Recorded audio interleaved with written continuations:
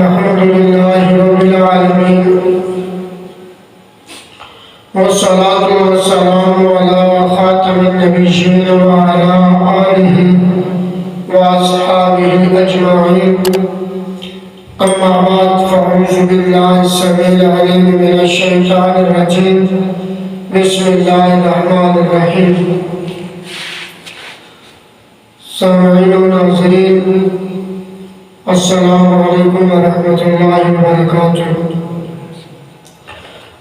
آج جو حدیث مبارک آپ کی خدمت میں پیش کر رہا ہوں، اس میں نبی کریم صلی اللہ علیہ وآلہ وسلم کی عظمت و شان کا بیان ہے۔ اس حدیث پاک میں بتایا گیا کہ نبی رحمت صلی اللہ علیہ وآلہ وسلم نعمتوں کے بانٹنے والے ہیں۔ اللہ تعالیٰ کی تمام نعمتیں آپ کے در سے ملتی ہیں۔ رسول اللہ صلی اللہ علیہ وآلہ وسلم نے ارشاد فرمایا انما انا قاسم اللہ یعطی کما قال، کہ میں تقسیم کرنے والا ہوں اور دینے والا اللہ تبارک و تعالیٰ کی ذات ہے۔ بخاری شریف کی یہ حدیث ہے۔ نبی کریم صلی اللہ علیہ وآلہ وسلم نے کسی قسم کی کوئی قید نہیں رکھی، نہ کسی چیز کا ذکر کیا کہ فلان چیز بانٹنے والا ہوں، نہ کسی زمانے اور وقت کا ذکر کیا، بلکہ مطلقاً فرمایا کہ میں بانٹنے والا ہوں۔ مطلب یہ ہے ہر چیز ہر زمانے میں نبی کریم صلی اللہ علیہ وآلہ وسلم کے در سے ملتی ہے۔ جس طرح ظاہری حیات میں آپ نوازتے تھے، اسی طرح مثال کے بعد بھی آپ نوازتے ہیں۔ جس طرح آپ دنیا کی چیزیں عطا فرماتے ہیں، اسی طرح آخرت کی نعمتیں بھی عطا فرماتے ہیں۔ آپ کے وسیلے اور واسطے کے بغیر کائنات میں کوئی ایسی چیز نہیں ہے جو کسی کو مل جائے۔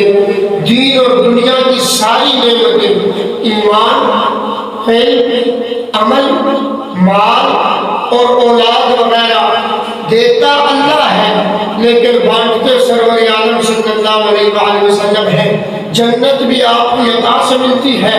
محدثین نے لکھا ہے کہ نبی کریم صلی اللہ علیہ وآلہ وسلم کی کنیت ابو القاسم کی ایک وجہ تو یہ ہے کہ آپ کے بڑے صاحبزادے کا نام قاسم تھا، لیکن دوسری وجہ یہ بھی ہے کہ لأنہ یقسم الجنت بین اہلہا، کیونکہ آپ جنتیوں میں جنت تقسیم فرماتے ہیں۔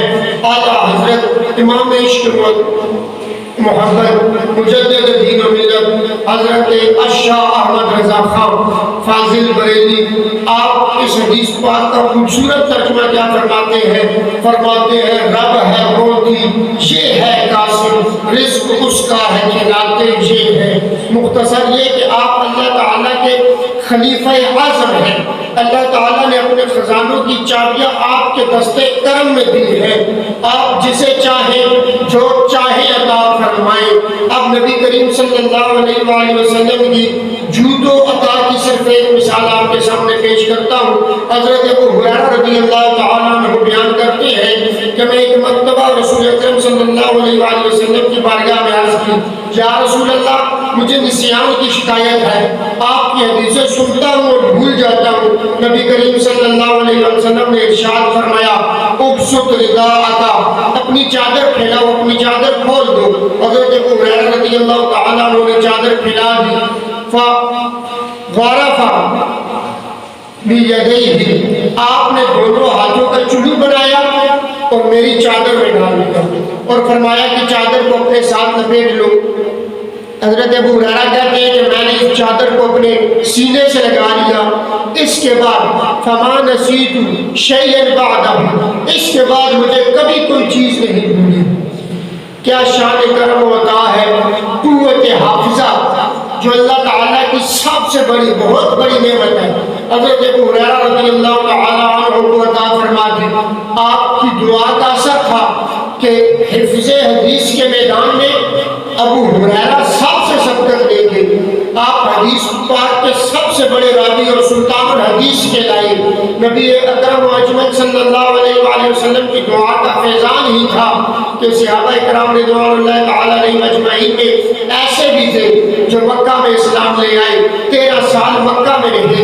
نبی کریم صلی اللہ علیہ وسلم ہجرت کر کے مدینہ تشریف لائے تو وہاں بھی 10 سال آپ کے ساتھ رہے، لیکن چند سو احادیث روایت کی۔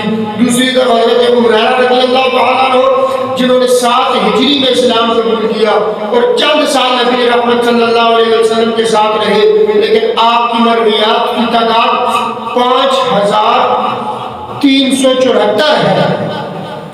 نبی کریم صلی اللہ علیہ وآلہ وسلم جس طرح اپنی حیات کے اندر، اور صرف ایک نہیں کئی روایات اور واقعات ایسے ہیں، ایک صحابی ہے جنگ کے اندر آپ کا بازو کٹ گیا، بازو اٹھا کے مصطفیٰ کریم صلی اللہ علیہ وسلم کی بارگاہ میں، یا رسول اللہ بازو کٹ گیا ہے۔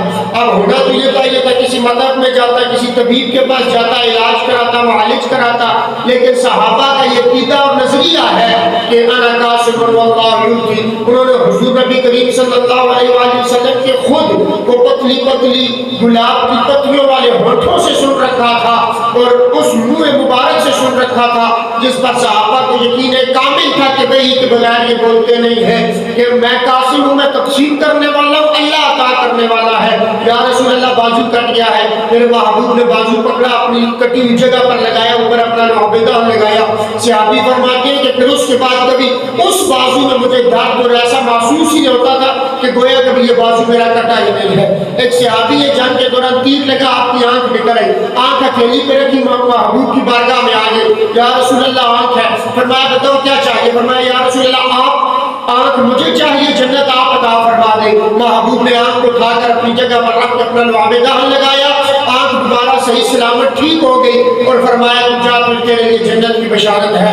غزوہ خیبر والے دن حضرت مولا علی مشکل کشا شیر خدا رضی اللہ تعالیٰ عنہ کرم اللہ تعالیٰ بشار کریم، یہ واقعہ اظہر من الشمس ہے اور مسلمانوں کے بچے کو ازبر ہے کہ مولا علی کرم اللہ تعالیٰ بشار کریم واقعہ خیبر والے دن آپ بیمار تھے اور آنکھوں کی بیماری میں مبتلا تھے۔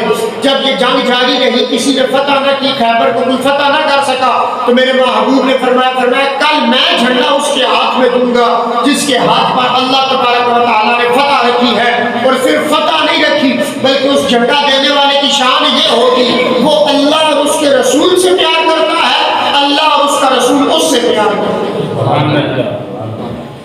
اللہ اور اس کے رسول سے تو ہر مسلمان پیار کرتا ہے، لیکن وہ ولی اور ولیوں کا سردار اور علی ہو جاتا ہے جس سے اللہ اور اس کا رسول پیار کرتے ہیں۔ فرمایا کل جھنڈا جس کو میں دوں گا وہ صرف اس کی شان یہ نہیں ہے کہ وہ اللہ اور اس کے رسول سے پیار کرتا ہے، بلکہ اس کی شان یہ ہے اللہ اور اس کا رسول بھی اس سے پیار کرتے ہیں، یعنی وہ محبوب رسول بھی ہے، محب رسول بھی ہے، یعنی وہ محبوب خدا بھی ہے، محب خدا بھی ہے، اللہ سے محبت کرتے بھی ہے، اللہ ان سے بھی محبت کرتا ہے۔ جب صبح کا وقت آیا سارے صحابہ اور حضرت عمر بن خطاب فرماتے ہیں کبھی کسی ہوتے کی اور کسی چیز کی دل میں خواہش پیدا نہیں ہوئی کہ یہ چیز مجھے ملے، لیکن اس رات میں ساری رات دعا کرتا رہا کہ اللہ کرے صبح جھنڈا مجھے مل جائے۔ اے عمر بن خطاب بتائیے آپ کی دعا کیوں کرتے رہے؟ کہتے ہیں اس وجہ سے ایک تو محبوب نے گارنٹی دی کہ فتح ہوگی، اور دوسری جو بڑی سند یہ تھی وہ یہ تھی کہ اللہ اور اس کا رسول اس سے پیار کرتے ہیں۔ آج میں اور آپ جتنی جدوجہد کر رہے ہیں، نمازیں روزے، یہ اتنا اہتمام، سحری میں اٹھ کر کھانا کھانا، پھر سارا دن بھوک پیاس برداشت کرنا اور پھر مساجد کو آباد کرنا، رات کو کھڑے ہو کر قیام اللیل، تراویح پڑھنا، قرآن سننا سنانا، یہ سارا اہتمام اگر کسی سے پوچھا جائے تو کس لیے ہے؟ اور جی ہم اس لیے یہ سارا کچھ کر رہے ہیں کہ ہمارا رب اور اس کا محبوب راضی ہو جائے، ہم محبوب اور محبوب کے رب کی رضا کے لیے سب کچھ کر رہے ہیں۔ اس کی شان کیا ہوگی کہ جو کچھ کر نہیں رہا بلکہ خود محبوب خدا کہہ رہے ہیں وہ اللہ اور اس کے محبوب کا پیارا ہے۔ تو صبح کا وقت ہوا، حضرت عمر بن خطاب سارے صحابہ موجود ہیں، میرے محبوب نے مجمع صحابہ پہ نظر دوڑائی اور فرمایا این علی شبر ابی طالب، علی بن ابی طالب کہاں ہے؟ یا رسول اللہ وہ تو بیمار ہے، وہ تو جنگ میں شریک نہیں ہو سکتے، کیا ہوا؟ فرمایا آنکھوں کا مسئلہ۔ فرمایا علی کو بلایا جائے۔ حضرت مولا علی مشکل کشا کو بلایا گیا، محبوب نے بلایا، علی کیا ہے؟ فرمایا یا رسول اللہ آنکھوں کا مسئلہ ہے۔ فرماتے ہیں محبوب نے اپنا لعاب دہن میری آنکھوں میں لگایا، آنکھ ایسی ٹھیک ہوئی کہ جیسے کبھی خراب ہی نہیں تھی، اور فرمایا اس کے بعد کبھی علی کو آنکھوں کی بیماری لگی ہی نہیں ہے۔ اور پھر جھنڈا عطا کیا اور پھر مولا علی نے خیبر کے قلعہ کو فتح کیا۔ الغرض یہ کہ جیسے رسول اللہ صلی صلی اللہ علیہ وآلہ وسلم، انسان تو انسان نہ، جانور بھی اپنی حاجات لے کے مصطفیٰ جان رحمت کی بارگاہ میں آ جاتے۔ ایک یہودی تھا، اونٹ تھا اس کا، جوانی میں کام لیتا رہا، اونٹ بوڑھا ہو گیا، لاغر ہو گیا، کام اسی طرح لینے لگ گیا، کھانا اسے کم دینے لگ گیا۔ ایک دن محبوب نبی کریم صلی اللہ علیہ وسلم گلی سے گزر رہے ہیں تو اوپر سے اونٹ نے کچھ بڑبڑا کر شکایت کی، محبوب مسجد میں تشریف لے، فلاں شخص کو بلا کر لے ہو، فلاں شخص ہے، فرمایا یہ تمہارا اونٹ ہے، اس سے کام لیتے ہو؟ کہا جی ہاں کام لیتا ہوں۔ فرمایا اسے کھانا پورا کیوں نہیں دیتے؟ کہا جی آپ کو کیسے پتا ہے؟ کہا تمہارے اونٹ نے خود ہی تو شکایت کی ہے۔ کہا آپ کیا چاہتے ہیں؟ فرمایا یہ وہ اونٹ ہمیں بیچ دو۔ اونٹ خریدا اور خرید کر اسے آزاد کر دیا۔ وہ مدینے کی گلیوں میں پھرتا تھا، کھاتا تھا اور پیتا تھا اور مصطفیٰ جان رحمت پر صلاۃ پڑھتا تھا۔ ایک بار مسجد نبوی شریف میں ایک چڑیا کا بچہ آیا، ایک چڑیا ہی اور آ کر شکایت کرنے لگی، یا رسول اللہ آپ کے غلاموں میں سے کوئی میرے انڈے اٹھا کر بچے اٹھا کر لے آیا ہے۔ محبوب نے فرمایا کس نے اس پرندہ کو اذیت دی ہے، تکلیف دی ہے؟ صحابہ میں سے ایک صحابی تھے، یا رسول اللہ میں نے۔ تو الغرض بات کو ختم کرتے ہیں کہ جس طرح حضور اپنی ظاہری حیات میں اپنے غلاموں کو نوازتے تھے، وصال کے بعد بھی رب کی عطا سے اپنے غلاموں کی دستگیری فرماتے ہیں۔ حضرت عمر بن خطاب کے دور میں تاج پڑا، ایک صحابی غالباً بلال بن حارث تھے، آپ نے نبی کریم صلی اللہ علیہ وسلم کی قبر انور پر حاضری کی اور عرض کی، یا رسول اللہ استسقِ امتک فإنهم قد ہلکوا، یا رسول اللہ اپنی امت کے لیے بارش مانگی، امت تو ہلاک ہو گئی ہے۔